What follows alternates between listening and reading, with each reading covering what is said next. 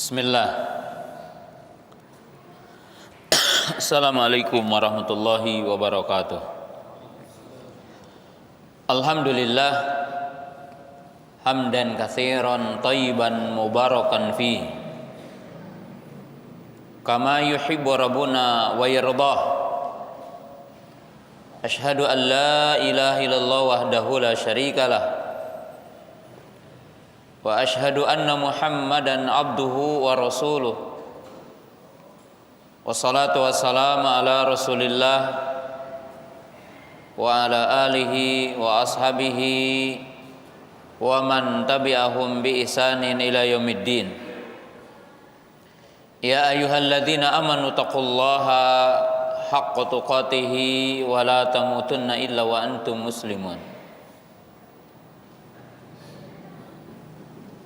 Kaum muslimin, pemirsa MGI TV yang dirahmati Allah Ta'ala, pemirsa Wesal TV yang dirahmati Allah Ta'ala, dan demikian juga para pendengar Radio Ridul Jannah di mana saya berada, yang semoga Allah Subhanahu wa Ta'ala senantiasa menganugerahkan kepada kita berbagai nikmat, terutama nikmat iman, nikmat Islam, dan nikmat istiqomah. Kemudian para jamaah, para penuntut ilmu yang telah hadir di masjid yang mulia ini, para ibu, para bapak, kaum muslimin yang dirahmati Allah Subhanahu wa Ta'ala. Pada kesempatan sore hari ini, kajian setiap pekan di hari Senin sore, kita membahas kitab Sahih Bukhari. Dan pada kesempatan sore hari ini kita akan membahas masih tentang Kitabul Iman, yaitu hal-hal yang membahas tentang masalah keimanan. Itu berbahas tentang cabang-cabang keimanan. Kita masuk ke bab yang ke-35, hadis yang ke-47. Jadi bagi kaum muslimin, pemirsa yang di rumah mungkin juga menyimak kitabnya, kita masuk ke bab yang ke-35, hadis yang ke-47. Bismillah. Qala Imamul Bukhari rahimahullahu taala, babun ittiba'ul janaizi minal iman. Qala hadatsana Ahmad ibnu Abdullah ibnu Ali al-Manjufi. Qala hadatsana Rauh qala hadatsana Auf anil Hasan wa Muhammad an Abi Hurairah radhiyallahu taala anhu anna Rasulullah sallallahu alaihi wasallam qala man ittaba'a janazata muslimin imanan wa ihtisaban wa kana ma'ahu hatta yusalliya alaiha wa yufraga min dafniha fa innahu yarji'u minal ajri bi qirataini wa kullu qiratin mislu uhudin wa man shalla alaiha thumma raja'a qabla an tudfana fa innahu yarji'u bi qiratin. Taba'ahu Utsman al-Muadzin qala hadatsana an Muhammad an Abi Hurairah radhiyallahu ta'ala anhu anin Nabi sallallahu alaihi wasallam.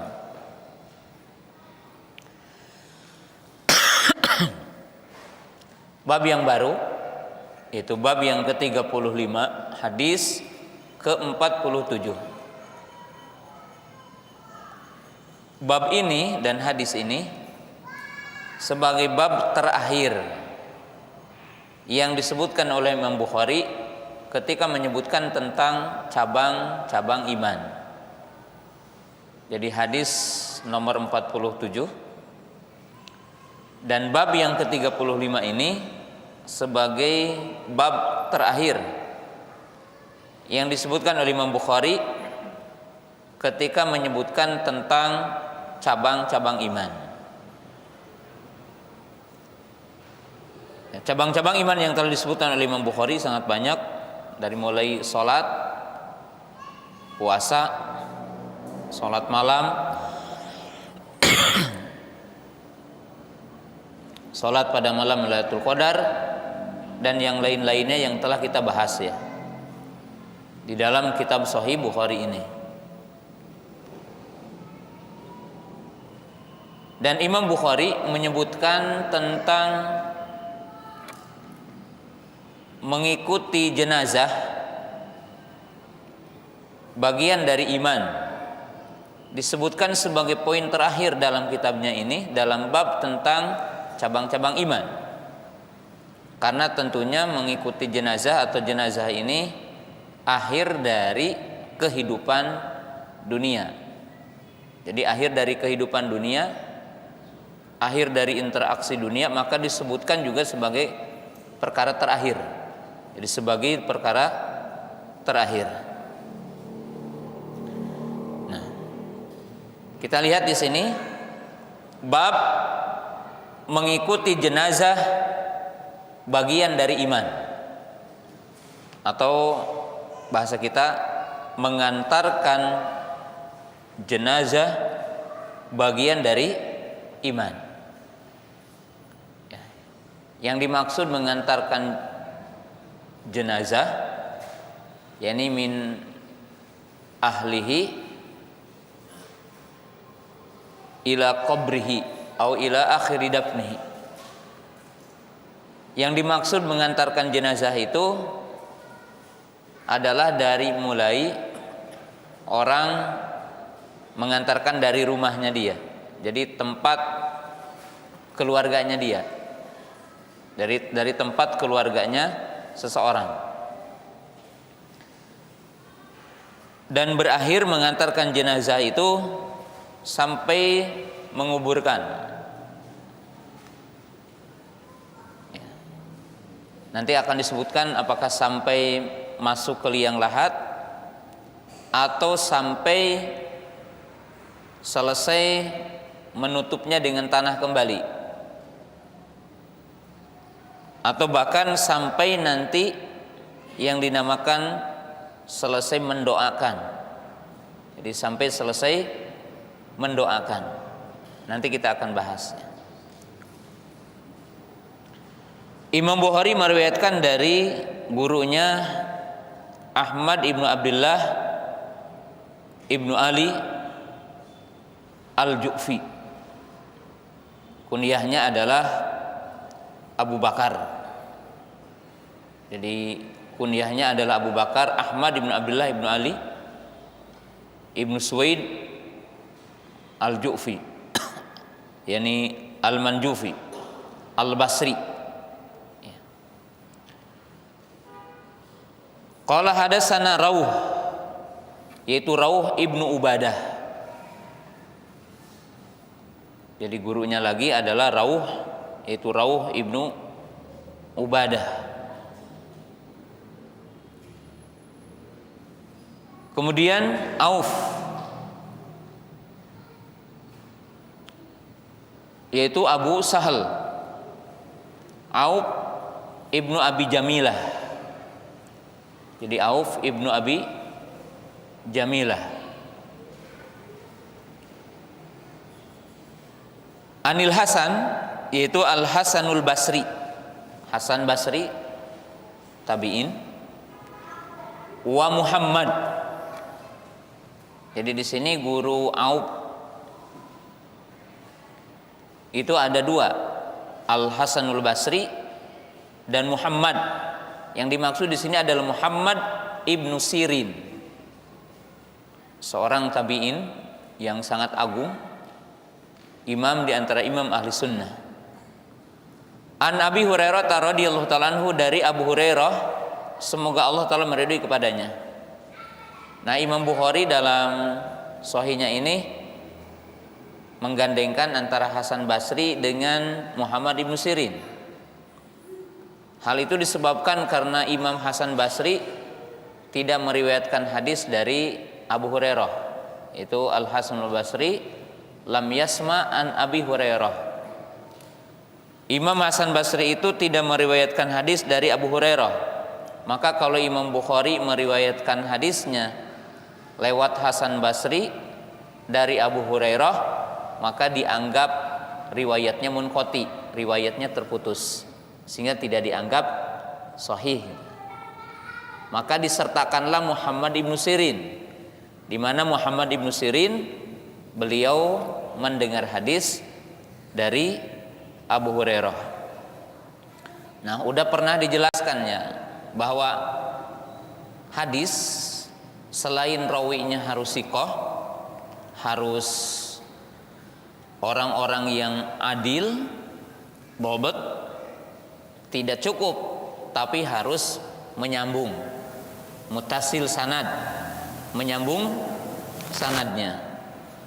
Nah, kalau Hasan Basri jelas imam hadis, kemudian siqah imam, tapi tidak mendengar dari Abu Hurairah, maka tetap dikatakan hadisnya munqati, hadisnya terputus dan dhaif. Ya, kalau meriwayatkan lewat itu, maka Imam Bukhari menyertakan Muhammad ibnu Sirin karena Muhammad ibnu Sirin mendengar dari Abu Hurairah. Qala anna Rasulullah sallallahu alaihi wasallam yaqul, bahwasanya baginda Rasulullah sallallahu alaihi wasallam bersabda, man ittaba'a janazata muslimin, siapa yang mengantarkan atau mengikuti jenazah seorang muslim, imanan wahtisaban, dengan dasar iman, wahtisaban, dan berharap pahala dari Allah, dalam arti dia mengimani tentang disyariatkannya. Ihtisab artinya dia mengharapkan pahala dari Allah. Wa kana ma'ahu hatta yusalliya 'alaiha wa yufragu min dafniha, dan dia tetap bersama jenazah sampai ia menyolatkannya dan sampai menguburkannya. Fa innahu yarji'u minal ajri bi qirataini, maka dia akan kembali dengan membawa pahala 2 qirat. Jadi siapa yang mengantarkan jenazah sampai menyolatkan dan menguburkannya, maka dia akan kembali dengan pahala 2 qirat. Wa kullu qiratin mislu Uhudin, dan 1 qiratnya besar pahalanya seperti gunung Uhud gitu. Ya, mungkin kalau digambarkan di Tasikmalaya seperti gunung Galunggung gitu ya. Cuma di waktu itu ya artinya ya gunung yang paling terkenal di Madinah, yang paling besar adalah gunung Uhud ya. Wa man shalla 'alaiha tsumma raja'a qabla an tudfana fa innahu yarji'u bi qiratin, dan barang siapa yang mengantarkan sampai menyolatkan saja, maka dia akan kembali, artinya dia kembali sebelum menguburkan, maka dia akan kembali dengan 1 qirat saja. Jadi dia akan kembali dengan 1 qirat saja. Nah, kaum muslimin, pemirsa yang dirahmati Allah Subhanahu wa taala, nah, inilah hadis ya yang dibawakan oleh muallif ya dalam bab yang mulia ini, yaitu bab yang ke-35, hadis ke-47, mengantarkan jenazah bagian dari iman ya. Kaum muslimin jamaah yang dirahmati Allah taala, nah, kita akan bahas hadis yang mulia ini, yaitu hukum mengantarkan jenazah. Tadi udah disebutkan bahwa mengantarkan jenazah itu bagian dari iman, artinya bagian dari cabang iman. Kemudian disebutkan dalam hadis ini bahwa pahala mengantarkan jenazah itu besar, bukan amalan yang dianggap sepele itu. Bahwa dalam hadis Abu Hurairah ini, siapa yang mengantarkan jenazah sampai menyolatkannya dan sampai selesai menguburkannya, maka ia akan mendapatkan 2 kirot pahalanya, dan 1 kirotnya seperti sebesar gunung Uhud. Ya, berarti pahalanya besar gitu. Dan barang siapa yang mengantarkan jenazah seorang muslim hanya sampai menyolatkan saja, maka dia dapat pahala 1 kirot. 1 kirot tadi berapa? Sebesar gunung Uhud. Ya.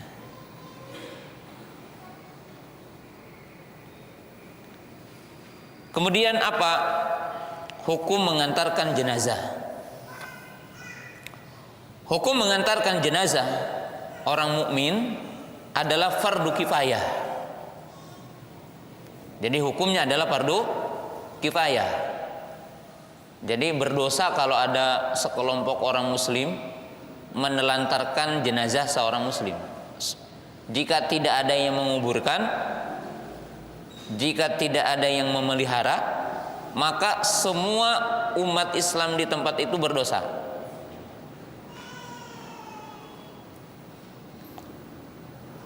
Hal itu karena Nabi SAW menjelaskan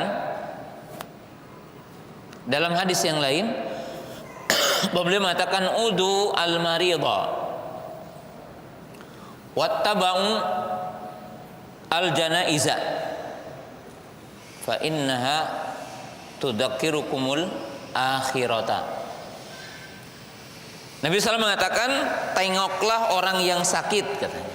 Jadi tengoklah orang yang sakit dan antarkanlah jenazah atau ikutilah jenazah, karena itu akan mengingatkan kalian hari akhirat.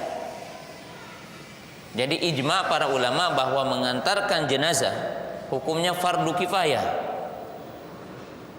Jadi hukumnya fardu kifayah, dan akan dapat pahala setiap orang yang melakukannya. Mengantarkan jenazah juga salah satu hak muslim dengan muslim yang lainnya. Jadi salah satu hak muslim dengan muslim yang lainnya. Jadi salah satu hak muslim dengan muslim yang lainnya.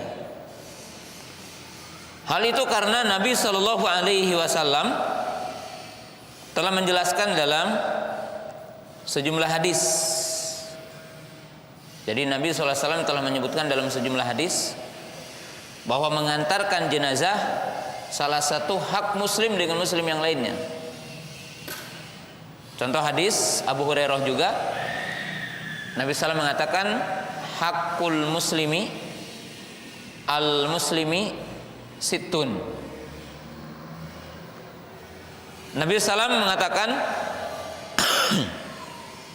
hak muslim dengan muslim itu ada 6. Nabi SAW mengatakan idza laqitahum fasallim alaih, dan sampai kepada makna wa idza mata fatba'hu, bahwa Nabi SAW mengatakan hak muslim dengan muslim ada 6 ya. Yang pertama, apabila bertemu maka ucapkan salam kepadanya.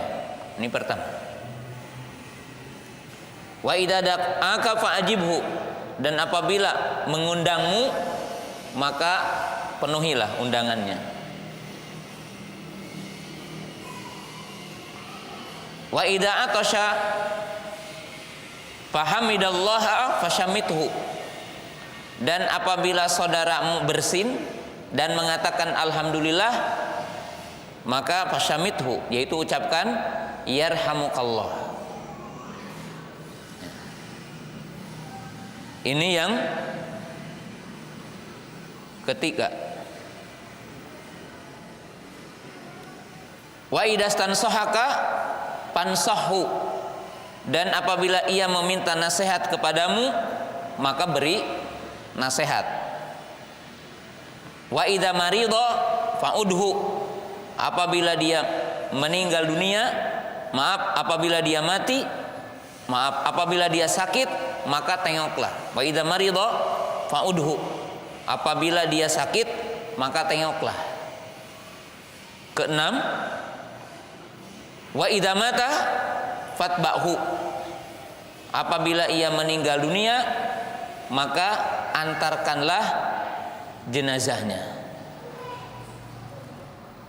Jadi dalam hadis Abu Hurairah yang lain bahwa Nabi SAW mengatakan mengantarkan jenazah salah satu hak sesama apa? Muslim. Jadi ada kewajiban bagi kita, bagi setiap muslim, apabila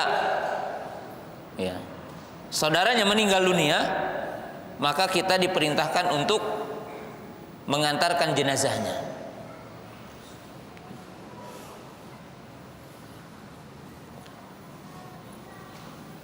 Yang ketiga, mengantarkan jenazah salah satu sebab amalan yang akan mengantarkan orang ke surga.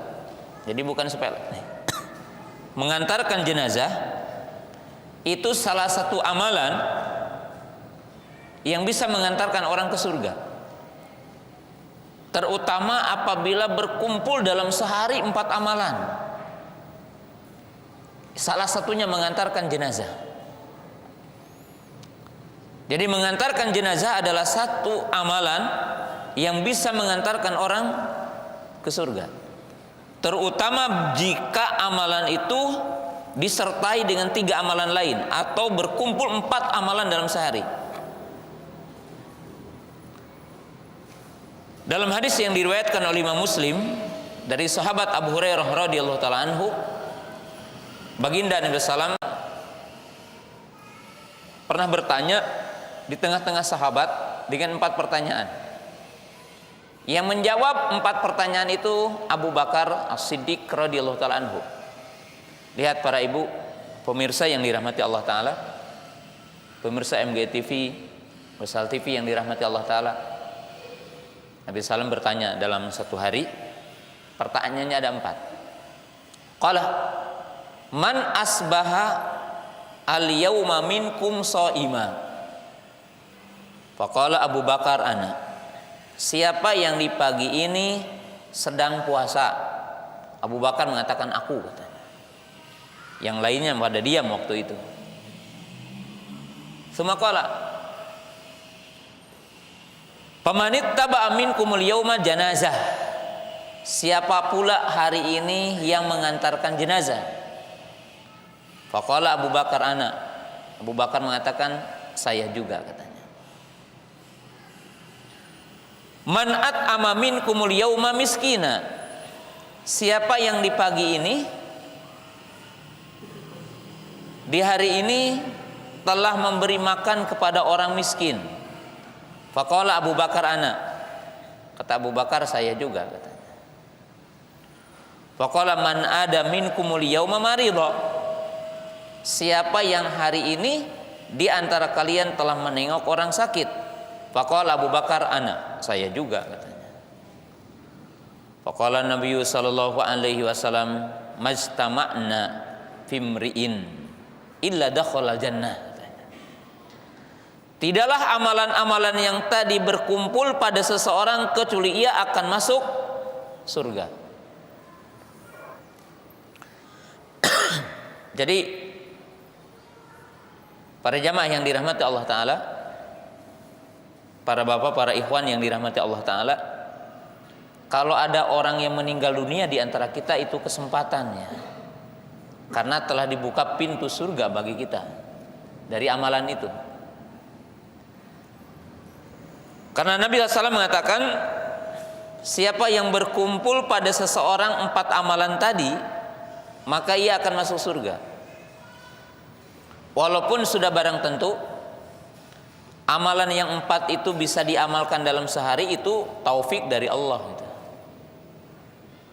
Tidak semua di antara kita mungkin ditakdirkan untuk beramal dengan 4 amalan itu. Hatta orangnya orang kaya gitu ya. Oleh sebab itu, seyogianya kita juga berdoa untuk diberikan taufik kepada amal. Salah satunya setelah sholat subuh ya. Mau dibaca ketika tasyahud, boleh gitu ya. Kita berdoa, Allahumma inni as'aluka ilman nafi'an wa rizqan thayyiban wa amalan mutaqabbala. Jadi minta kepada Allah agar diberikan taufik untuk beramal. Ya. Karena berkumpulnya 4 amalan ini dalam sehari tidak selamanya kita dapatkan. Ada taufik dari Allah. Harus ada taufik dari Allah. Lihatlah dalam hadis yang lain, baginda Nabi SAW mengatakan, man yuridillahu bihi khairan ista'malahu. Faqala qail kaifa ista'maluhu ya Rasulullah? Qala an yuwafiqahu 'alal 'amali sholihi qabla wafatihi. Siapa orang yang dikehendaki Allah berada dalam kebaikan, maka dia diberikan taufik kepada amal soleh sebelum wafatnya. Nah, coba kita mungkin merenungkan sedikit ini tentang 4 amalan ini. Orang yang menjaga puasa Daud, puasa Senin Kamis, itu akan lebih besar peluangnya. Umpamanya di hari Senin, ya, atau di hari Kamis, atau pas puasanya ketika kita puasa Daud, maka ditakdirkan di hari Senin ada orang yang meninggal dunia, imam tetangga atau kerabat atau teman tapi jauh, tapi teman kita dapat telepon saudara kita meninggal hari Senin, kebetulan saya puasa, kesempatan nih. Kalau orang sakit, kalau orang miskin tinggal dicari gitu ya. Setiap hari ada gitu ya, orang yang butuh bantuan gitu. Kalau tidak ada orang sakit ya tinggal ke rumah sakit. Kita kunjungi rumah sakit, kita tengok ya. Berarti dalam sehari berkumpul 4 amalan tadi. Puasa, mengantarkan jenazah, menengok orang sakit, dan memberi makan kepada orang miskin. Nah, ini amalan dianggap sepele oleh kita, tapi pahalanya besar. Di antara amalan yang bisa mengantarkan orang ke surga. Ya. Maka jamaah yang dirahmati Allah Subhanahu wa taala, ini keagungan, kemuliaannya. Ya. Bahkan kita juga ingat ya, bahwa Nabi SAW mengatakan tentang menengok orang sakit, bahwa selama orang itu berada dekat temannya, dia mendoakannya, maka orang itu berada di taman surga, berada di Riyadul Jannah, di taman surga. Ketika orang itu berada di samping orang yang sakit, mendoakan, memotivasi untuk sehat, memberikan dorongan optimis gitu ya untuk sehat, diperingatkan juga akan dekatnya kematian agar dia beristighfar kepada Allah. Nah, kemudian jamaah yang dirahmati Allah Ta'ala, yang selanjutnya mengantarkan jenazah, Nabi SAW mengingatkan kita bahwa di antara keutamaan mengantarkan jenazah, mengingatkan orang kematian. Ya. Salah satu hikmah mengantarkan jenazah, sebagaimana dinyatakan dalam hadis yang tadi, udu al-mariyadha wattaba'u al-janazata tudzakirukumul maut. tudzakirukumul akhirata. Nabi SAW mengatakan, tengoklah orang sakit dan antarkanlah jenazah, karena sesungguhnya itu akan mengingatkan kalian hari akhir. Ada ungkapan para ulama, kita ungkapkan dengan bahasa Sunda, lamun jalma geus teu bergerak hatina pas ningali kematian, jangan diharap orang itu bisa dinasehati dengan lisan itu. Kalau ada orang hatinya tidak bergeming, hatinya tidak luluh, hatinya tidak goyah, artinya dalam maksiat, dalam keburukan, ketika ia melihat kematian, maka jangan diharap bahwa hatinya akan bergerak ketika dia dikasih lisan. Karena ketika dia udah melihat kuburan saja tidak bergeming hatinya gitu. Maka jangan diharap bahwa dia adalah bisa akan bertaubat itu. Dan baginda Rasulullah SAW juga menjelaskan dalam hadis yang lain, kuntu nahaitukum an ziyaratil kubur fazuruha fa innaha tudzakirukumul mauta. Nabi SAW mengatakan, dulu kami melarang kalian berziarah kubur ketika masih dianggap imannya belum kuat, karena takut melakukan banyak kesyirikan di kuburan itu, meminta kepada penghuni kubur,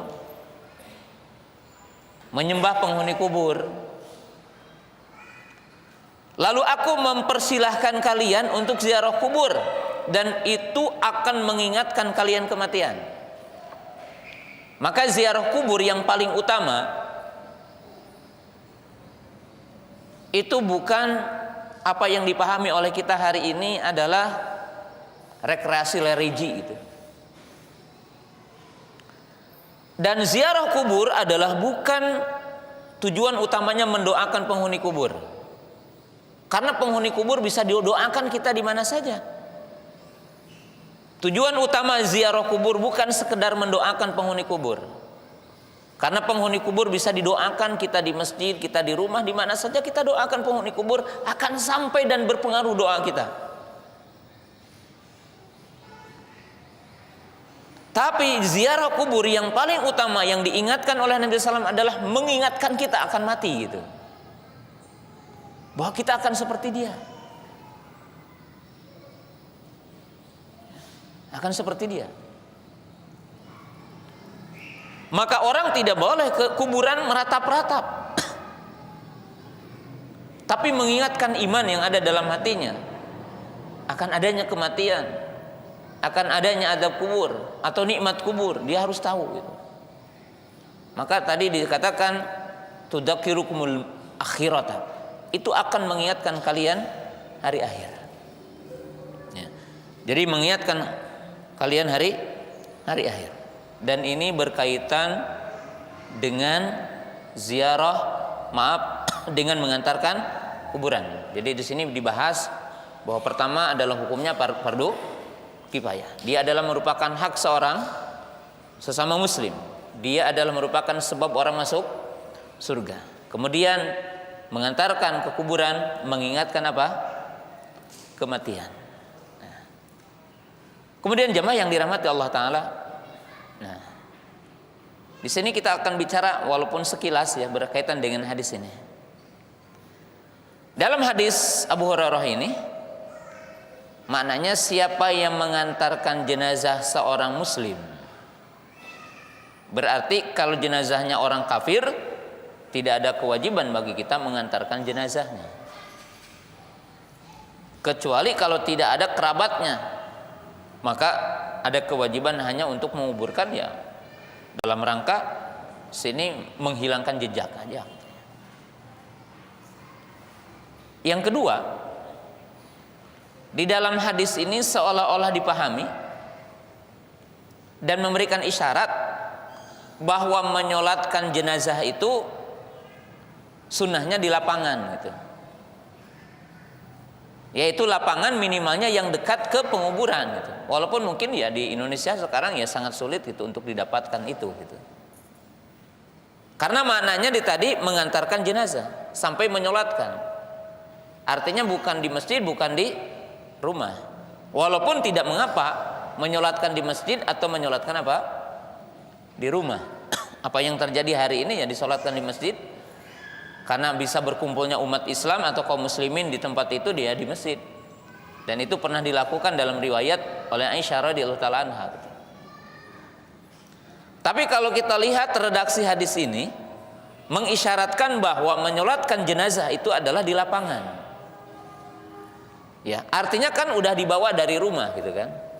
Barang siapa yang mengikuti jenazah, menunjukkan jenazahnya udah dibawa dari rumah gitu. Ya. Karena kata-katanya manitaba jenazatan. Ya. Kemudian dalam hadis ini mengatakan mengisyaratkan bahwa pahala tergantung jenis amal gitu. Ada kaidah dalam syariat Islam, al jaza'u min jinsil amal. Pahala yang akan didapatkan oleh kita dari Allah itu tergantung kadar amal. Maka Nabi SAW mengatakan siapa yang mengantarkan sampai menyolatkan saja, maka ia akan mendapatkan 1 qirot. Siapa yang mengantarkannya sampai menyolatkan kemudian menguburkannya, maka dia akan mendapatkan 2 qirot. Jadi di sini menunjukkan bahwa pahala itu tergantung kadar amal gitu. Di mana baginda Nabi SAW mengisyaratkan, menjelaskan dalam hadis ini pahala yang berbeda. Kalau orang sampai menyolatkan saja dapat 1 qirot, dan kalau orang sampai menguburkan, artinya menyolatkan dan menguburkannya, maka dia akan mendapatkan 2 qirot. Ya. Ini menunjukkan bahwa kita dalam beramal dalam Islam, semakin banyak amal akan semakin besar apa? Pahala. Akan semakin besar pahalanya.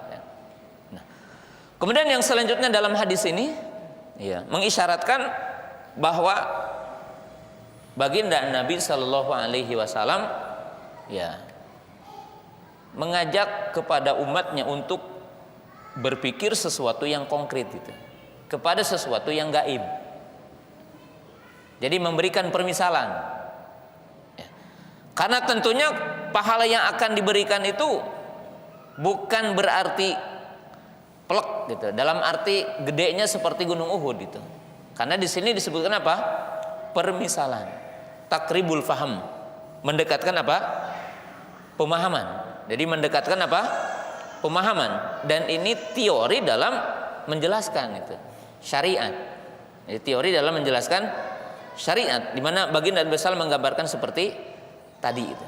Artinya beliau mengatakan qirot, 1 qirot itu seperti sebesar gunung Uhud, mislu jabali Uhudin. Nah, kemudian perumpamaan menyebutkan Jabal Uhud ya, juga tentunya apa yang konkret di saat itu.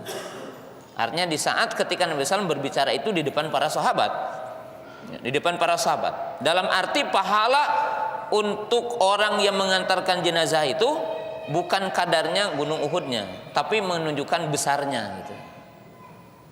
Jadi menunjukkan apa? Besarnya. Begitu besarnya pahala mengantarkan jenazah. Ya. Nah, kaum muslimin, pemirsa yang dirahmati Allah Subhanahu wa taala, ya. Mengantarkan jenazah dianjurkan untuk dipercepat. Jadi memelihara jenazah disunahkan untuk dipercepat. Menguburkan jenazah disunahkan untuk dipercepat. Berdasarkan hadis Abu Hurairah radhiyallahu taala anhu, dan hadisnya diriwayatkan oleh Imam Tirmidzi dan yang lainnya. Qala Nabi sallallahu alaihi wasallam asri'u bil janazati. Fa in taku salihah fa khairun tuqaddimunaha. Wa in yaku siwa dzalik fasyarrun tadaunahu ala riqabikum. Nabi SAW mengatakan, percepatlah mengurus jenazah. Artinya termasuk mengantarkan jenazah.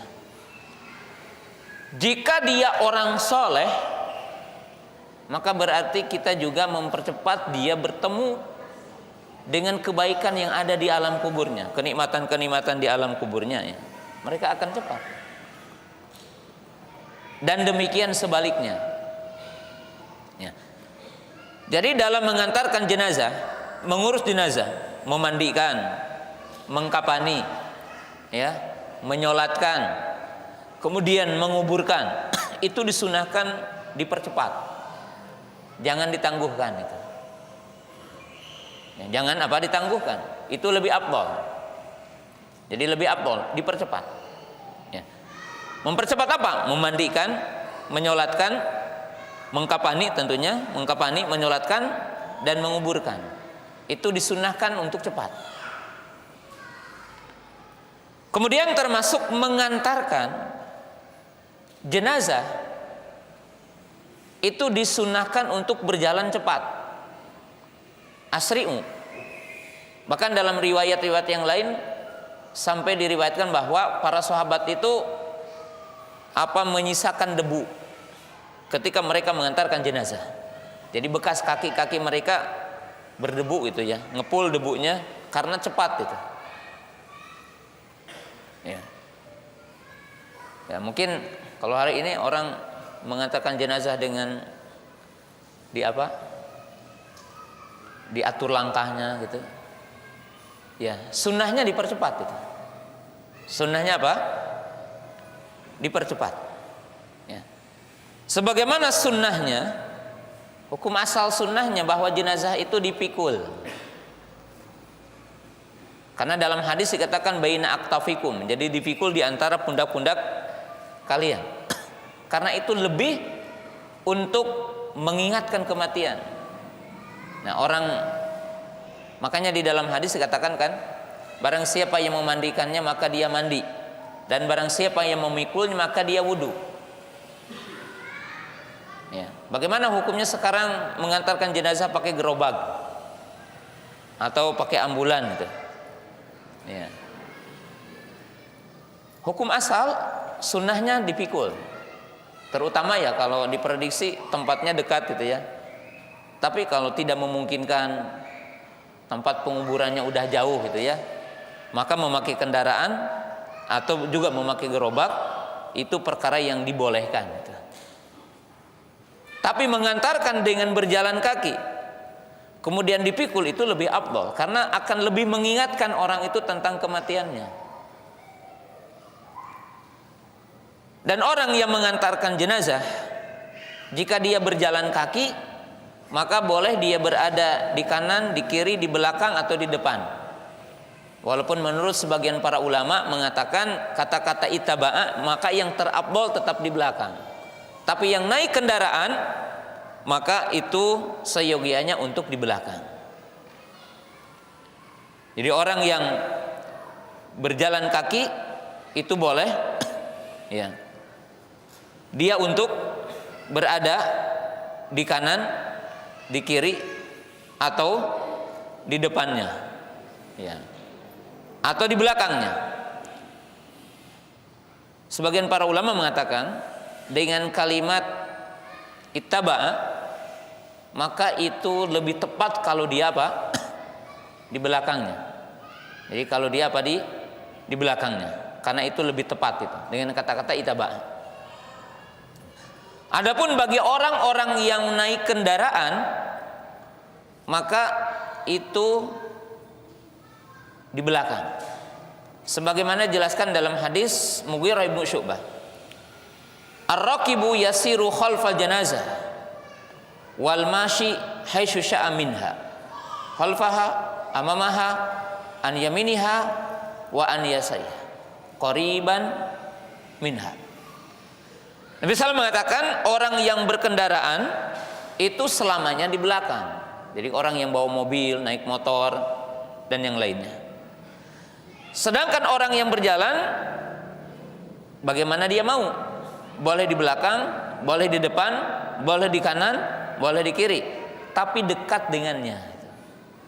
Jadi diusahakan dekat. Kenapa? Ya tadi mengingatkan apa? Kematian. Jadi mengingatkan bagi kita adalah kematian. Nah, kemudian yang selanjutnya timbul pertanyaan nih. Bolehkah untuk wanita mengantarkan jenazah? Ya. Ibu-ibu mengantarkan jenazah. Di sini para ulama berbeda pendapat. Ya. Ada yang mengatakan tidak boleh bagi perempuan mengantarkan jenazah. Sebagian para ulama mengatakan boleh dengan mengambil keumuman hadis yang tadi.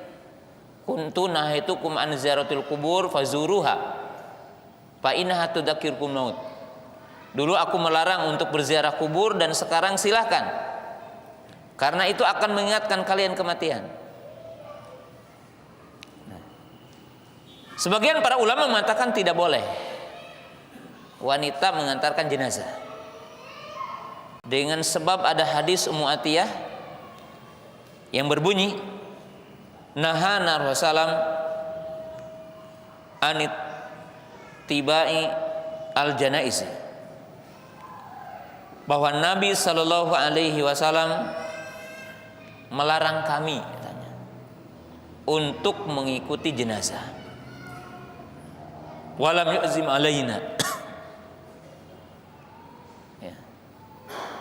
Jadi sebagian para ulama mengatakan makruh, tidak boleh bagi wanita mengikuti jenazah, mengantarkan jenazah. Jadi ada dua pendapat. Lalu yang mengatakan tidak boleh wanita mengantarkan jenazah berdasarkan hadis Ummu Atiyah, karena ada beberapa hikmah katanya.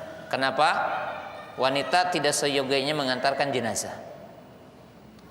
Dia sabar aja di rumah gitu ya. Ada beberapa hikmah kenapa wanita dilarang mengantarkan jenazah. Pertama, bahwa wanita itu lemah hatinya gitu ya, dan juga lemah sikapnya. Takut dia melakukan niyahah. Niyah itu apa? Ya. Orang yang berlebih-lebihan dalam meratapi kematian, sampai mencakar-cakar mukanya, merobek-robek bajunya. Kemudian dia mengangkat suaranya menangis gitu, histeris gitu. Itu namanya niyahah. Raf'us saut indal buka, yaitu mengangkat suara ketika dia menangis. Maka ditakutkan kalau wanita itu, terutama mungkin kerabat yang paling dekat, suaminya meninggal, anaknya meninggal, ketika dia ke penguburan, maka dia melakukan yang dilarang. Tadinya dia ingin melakukan sesuatu yang sunnah gitu umpamanya, ternyata dia melakukan yang haram. Maka Nabi SAW melarang wanita untuk apa? Mengantarkan jenazah. Itu yang pertama. Yang kedua, bahwa ditakutkan ikhtilat, bercampurnya laki-laki dengan perempuan di situ. Artinya ya mungkin ada fitnah gitu bagi laki-laki kalau sekarang para perempuan di situ. Ya. Perempuan di situ. Ya, walaupun masya Allah ya, kita juga banyak ya, hatta wanita yang tidak berkerudung, minimalnya kalau ke kuburan berkerudung. Ya, biasa kan hatta di mungkin di cerita-cerita film gitu ya. Kalau ke kuburan itu tiba-tiba pakai baju yang menutup apa? Aurat. Kalau lepas dari kuburan dibuka lagi gitu ya. Jadi salah satu hikmahnya tadi ditakutkan terjadi apa? Ikhtilat. Terjadi apa? Ikhtilat. Maka sebagian para ulama mengatakan tidak boleh. Ya. Jadi pemirsa yang dirahmati Allah Taala, para pendengar radio Ridul Jannah. Jadi di sini para ulama berbeda pendapat. Ada yang mengatakan boleh, ada yang mengatakan tidak boleh. Nah, atau mengambil jalan tengah. Sebagian para ulama, sebagian para ulama mengambil jalan tengah. Ya. Salah satu jalan tengahnya ada beberapa kaul. Pertama, jangan keseringan. Artinya di situ menunjukkan kalau kali-kali tidak mengapa. Ya. Yang kedua, kalau diperkirakan tidak mampu menahan emosi, kondisi, maka seyogyanya bagi wanita ya di rumah saja. Karena ditakutkan ketika dia itu mengantarkan jenazah, maka dia melakukan hal-hal yang tidak diperintahkan oleh syariah ataupun bahkan dilarang oleh syariah. Nah, adapun hukum-hukum yang lainnya dibahas di babnya nanti, ya, tentang adab bagaimana mengantarkan jenazah dan sebagainya. Kita cukup dengan hadis yang berkaitan dengan judul saja, gitu ya. Tidak sampai kepada semua masalah kita bahas hari ini, gitu ya. Karena tentunya waktunya, gitu ya. Hadis yang setelahnya. Bismillah, qala al-mu'allif rahimahullahu taala, babul khaufil mu'mini an yahbita amaluhu wa huwa la yash'uru. Qala Ibrahim at-Taimi, aratu qawli ala amali illa khashitu an akuna mukadzibah. Wa qala Ibnu Mulaika, adraktu salasina min ashabi Nabi sallallahu alaihi wasallam kulluhum yakhafuna nifaqa ala nafsihi. Ma minhum ahadun yaquluna innahu ala imani Jibril wa Mikail. Wa yadhkuru anil Hasan ma khafahu illa mu'min wa la aminahu illa munafiq. Wa ma yuhdharu minal israri ala nifaqi minal isyani min ghairi taubah liqaulillahi ta'ala wa lam yusirru ala ma fa'alu wa hum ya'lamun. Qala al-Imam al-Bukhari rahimahullah ta'ala, haddatsana Muhammad ibnu Ar'arah qala haddatsana Syu'bah an Zubaid qala sa'altu Aba Wa'il anil Murji'ah qala hadatsani Abdullah anna Nabi sallallahu alaihi wasallam qala shibabul muslimi fusukun wa qitaluhu kufrun. Ya. Kaum muslimin pemirsa yang dirahmati Allah taala, ya. Kita akan membahas hadis ini, dan bab ini bab ke-36. Bab ke-36, hadis ke-47. Sebelum kita membuka pertanyaan, setelah selesai Imam Bukhari menyebutkan tentang cabang-cabang iman dengan memberikan contoh-contoh dari sekian cabang iman, maka beliau menyebutkan poin yang ke-36, mengungkap bantahan kepada kaum Murji'ah. Jadi mengungkap bantahan kepada kaum Murji'ah. Nah, kita harus ungkap dulu sekilas kembali bahwa yang menyimpang dari masalah iman itu ada 3 kelompok besar, atau ada 2 kelompok besar, karena yang satunya hampir satu rumpun. Tapi ada 3 sekte atau ada 3 kelompok besar yang menyimpang dalam iman. Satu, Khawarij, diikuti oleh Mu'tazilah. Jadi ini serumpun, cuma beda sedikit itu ya, antara Mu'tazilah dengan Khawarij. Yang kedua atau ketiga adalah Murji'ah, kaum Murji'ah. Nah, orang Murji'ah, sekali lagi, mereka yang mengatakan amal bukan bagian dari iman. Jadi kaum Murji'ah itu kelompok yang mengatakan amal tidak termasuk pada iman. Kemudian mereka mengatakan iman itu satu, tidak bercabang iman itu. Dan derajat orang beriman pun sama menurut mereka. Jadi di sini pahami dulu, satu, mereka mengatakan amal bukan bagian dari iman. Itu pertama. Yang kedua, mengatakan iman tidak bertingkat-tingkat, iman tidak punya cabang, iman itu satu gitu.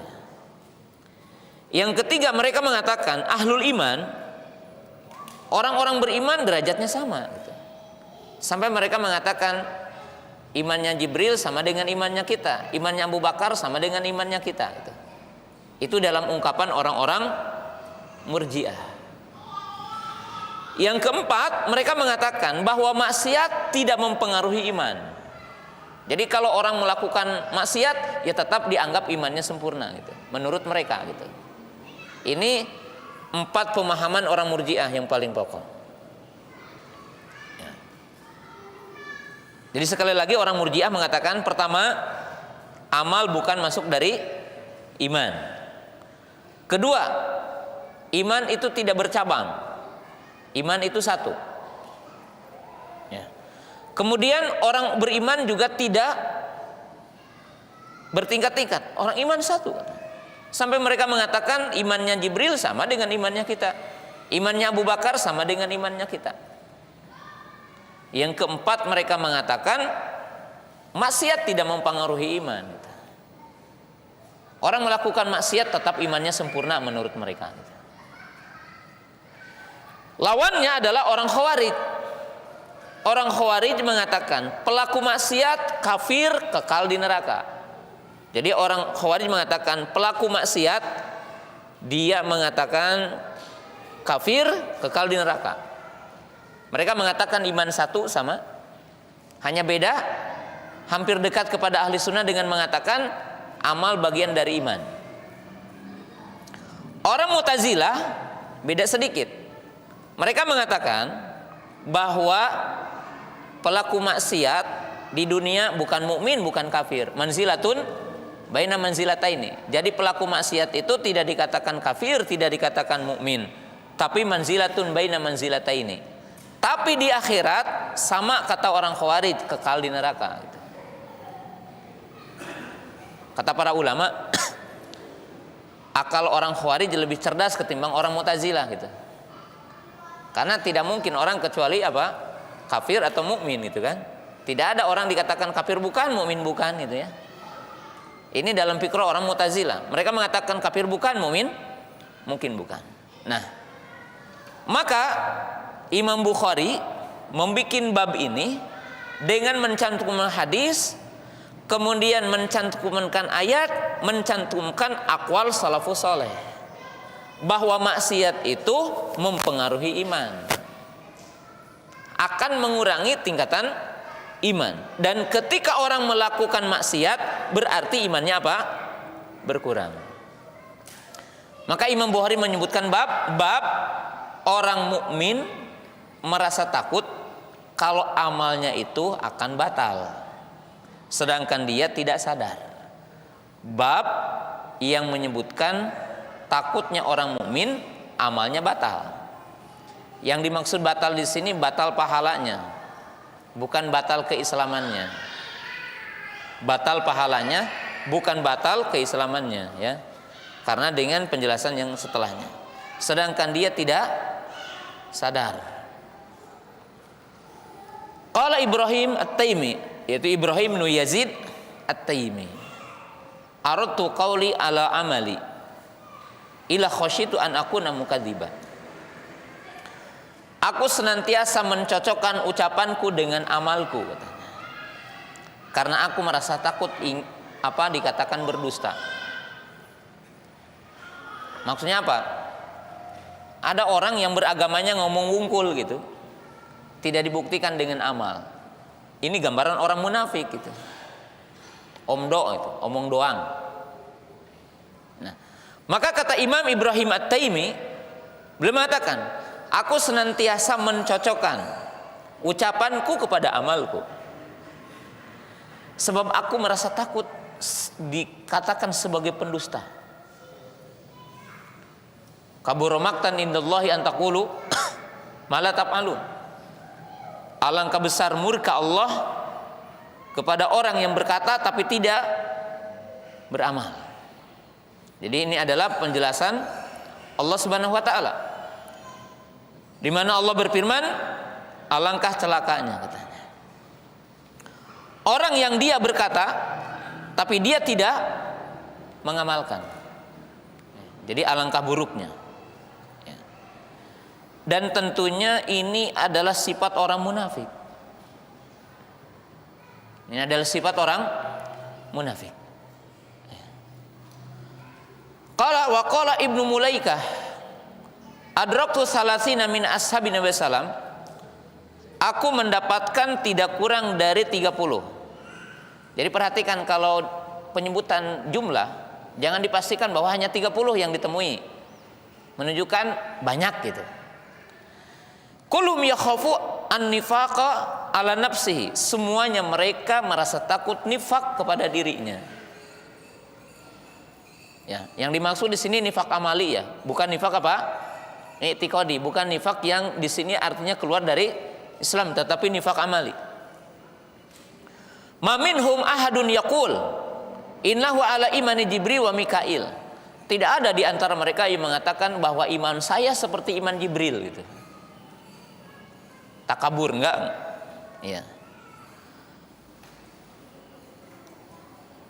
Wa yudkaru anil Hasan ma khafahu ila mu'min wala amina ila munafiq.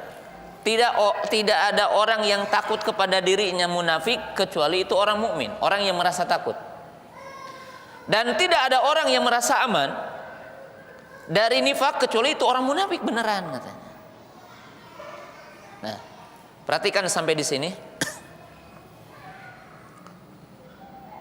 Al-khauf al-mamduh li'anna al-khauf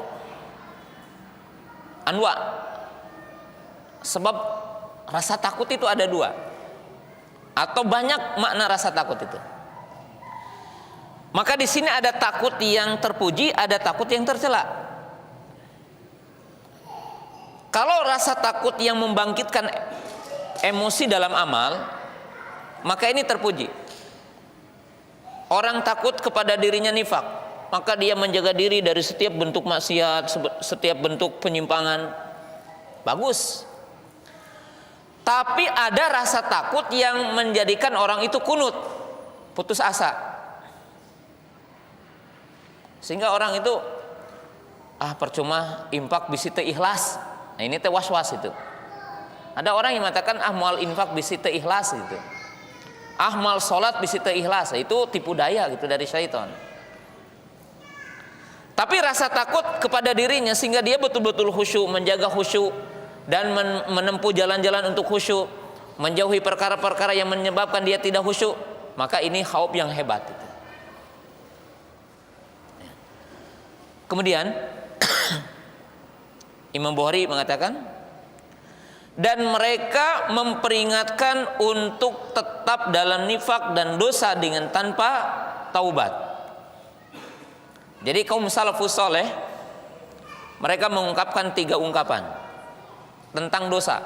Yang pertama, kami melihat dosa kecil sebagai dosa besar. Itu salafus saleh.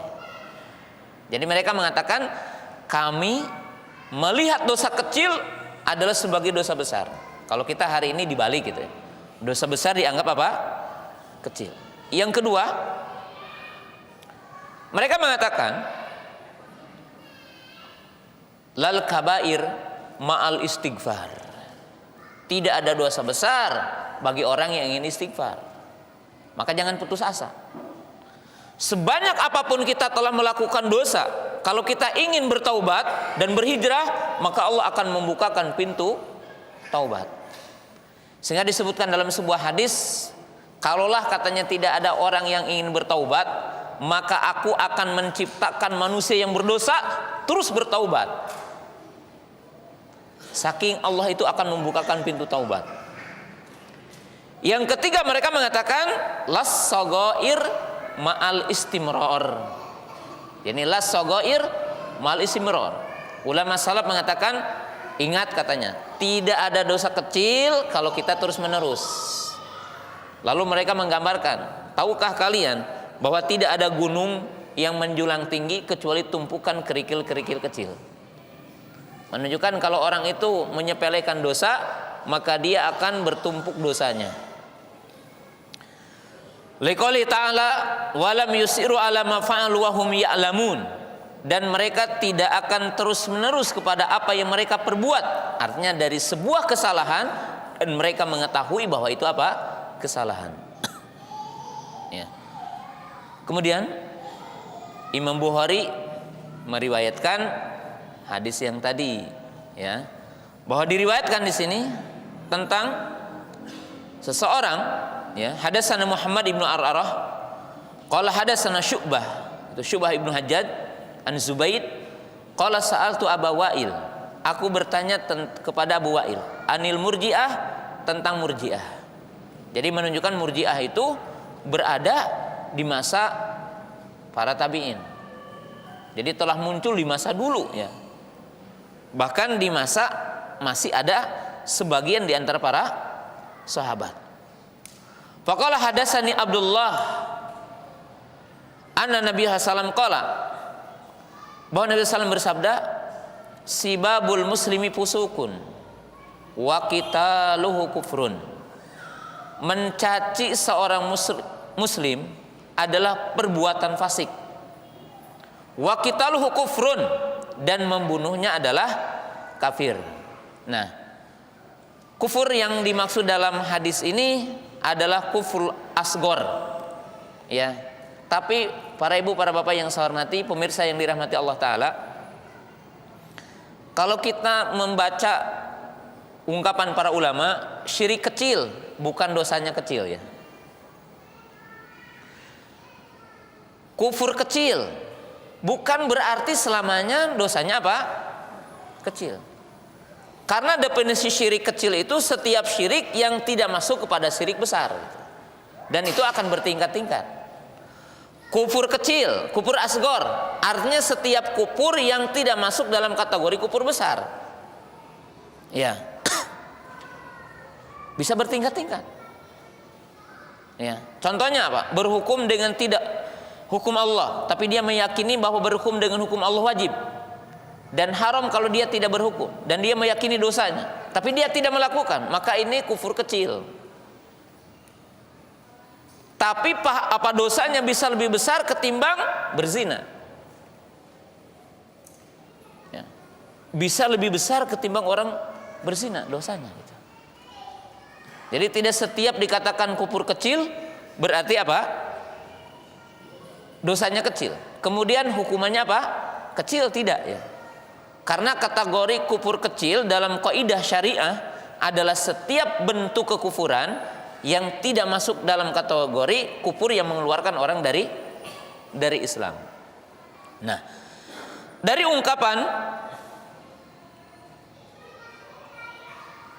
hadis yang diungkapkan oleh Imam Bukhari rahimahullahu taala ini adalah ingin membantah apa yang diyakini oleh kaum Murji'ah, bahwa maksiat tidak mempengaruhi apa? Iman. Maka di sini dikatakan bagaimana? Sebagai penutup untuk sore ini, orang yang mencela saudaranya, melaknat, menggibah, namimah, maka dia telah masuk kepada kategori fasik, dan perbuatannya perbuatan fasik, dan telah masuk kepada cabang-cabang kefasikan, dan pelakunya juga bisa dikatakan fasik, gitu. Berarti mukmin tapi fasik, gitu. Mukmin tapi imannya berkurang karena dia melakukan bagian dari kefasikan.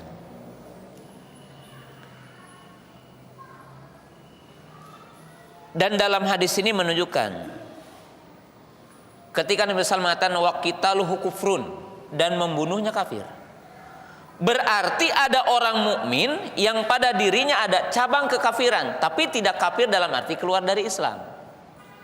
Sekali lagi, berdasarkan hadis ini menunjukkan bahwa ada orang mukmin yang pada dirinya ada cabang kekafiran, walaupun dia tidak dikatakan kafir keluar dari Islam. Ya. Maka di sini dikatakan dimungkinkan orang mukmin itu ada mukmin yang sempurna. Dia tidak melakukan cabang-cabang kekafiran, tidak melakukan cabang-cabang kefasikan, tidak melakukan cabang-cabang kemunafikan. Dia dinamakan dengan istilah al-mu'minul mutlak, mukmin yang sempurna. Kalau dalam ayat dikatakan yaitu as-sabiquna bil khairat, orang-orang yang segera kepada kebaikan, melaksanakan perintah, menjauhi larangan, melaksanakan mustahab, menjauhi yang makruh. Ini sempurna. Tapi ada kondisi yang kedua yang dinamakan dolimul nafsi, orang yang mendolimi dirinya. Siapa orang yang mendolimi dirinya? Adalah orang-orang mukmin yang dia melakukan bagian-bagian cabang dari kekufuran, cabang-cabang dari kemunafikan, cabang-cabang dari kefasikan, cabang-cabang dari kedoliman. Maka dalam hadis ini sebagai bantahan kepada orang Khawarij, juga bantahan kepada orang Murji'ah. Bantahan kepada orang Khawarij, tidak setiap orang melakukan cabang kekafiran berarti dia kafir. Dalam keyakinan ahli sunnah dikatakan mukmin naqisul iman. Juga bantahan kepada orang Murji'ah yang mengatakan maksiat tidak apa-apa, tidak mempengaruhi iman. Tidak, itu salah, itu menyimpang, itu keliru. Orang yang melakukan bagian dari penyimpangan maka bisa dapat label dari bagian-bagian penyimpangan. Ya. Kita katakan orang ini apa? Fasik. Sampai Nabi SAW mengatakan pada dirimu ada bagian dari jahiliyah, pada dirimu ada bagian dari kemunafikan. Nabi SAW pernah mengatakan inna mafika umruun jahiliyah, pada dirimu ada bagian jahiliyah. Maka di sini dikatakan mukmin naqisul iman, mukmin tapi imannya apa? Kurang. Dan ini bantahan kepada orang Murji'ah, sekaligus juga bantahan kepada orang-orang Khawarij yang mengatakan bahwa melakukan maksiat langsung dikeluarkan dari Islam. Maka ahli sunnah mengatakan mukmin naqisul iman, orang mukmin tapi imannya apa? Berkurang. Sampai di sini pembahasan kita di sore yang berbahagia ini. Mudah-mudahan bermanfaat dan kita akan ketemu lagi di pekan depan. Terima kasih kepada seluruh pemirsa yang telah menyimak kajian di sore yang berbahagia ini berkaitan dengan Sahih Bukhari. Subhanakallahumma bihamdika asyhadu an la ilaha illa anta astaghfiruka wa atubu ilaik. Assalamualaikum warahmatullahi wabarakatuh.